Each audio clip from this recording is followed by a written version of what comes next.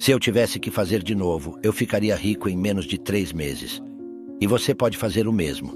Se eu tivesse que fazer de novo, então, eu apenas continuo a ser um empresário. Os empresários têm uma coisa em comum. Eles continuam avançando. Eles mudam as regras. Eles reinventam as regras.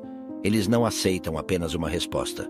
Então, um verdadeiro empresário não se importa em qual país está, não faz diferença porque ele sempre ganha.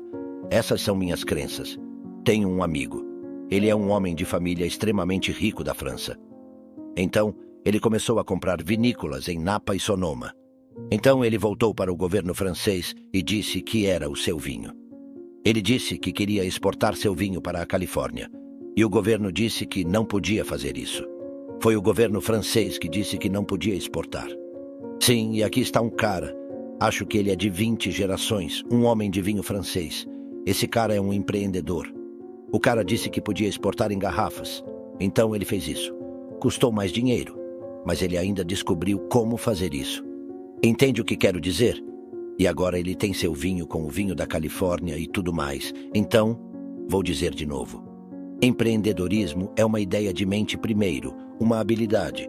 E dependendo se você é um empreendedor ou um pequeno empresário, as regras são diferentes, as mentalidades são diferentes, as habilidades são diferentes.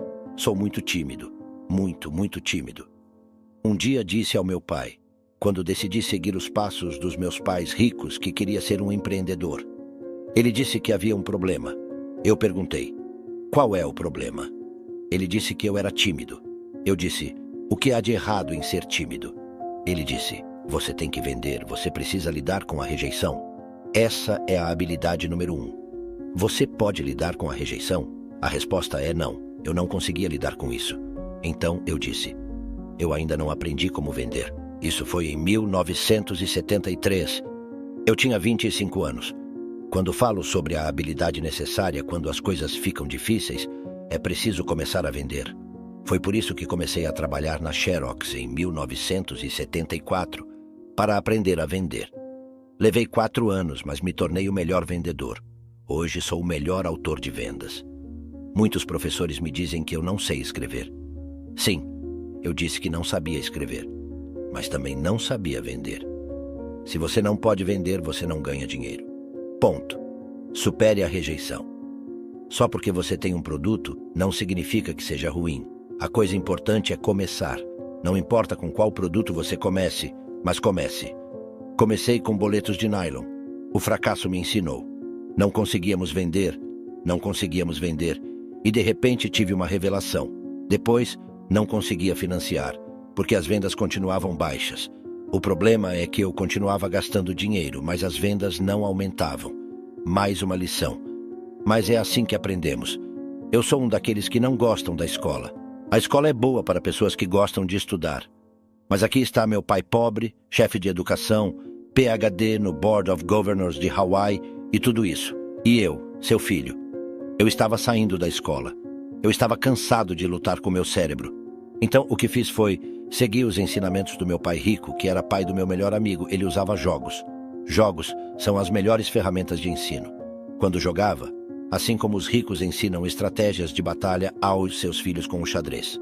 Meu pai rico me ensinou a ser um homem rico jogando Monopoly. Jogávamos Monopoly por horas a fio. A fórmula para a riqueza no Monopoly é ter 4 casas verdes e um hotel vermelho. Hoje, em Arizona, tenho 8.000 casas verdes e vários hotéis vermelhos. Para ser honesto, continuo jogando Monopoly.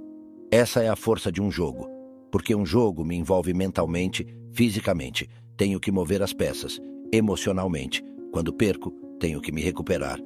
E espiritualmente, porque o espírito vence. Se você já viu o Golden State jogar, adoro o LeBron James, adoro Cleveland, mas um jogador não pode vencer um time.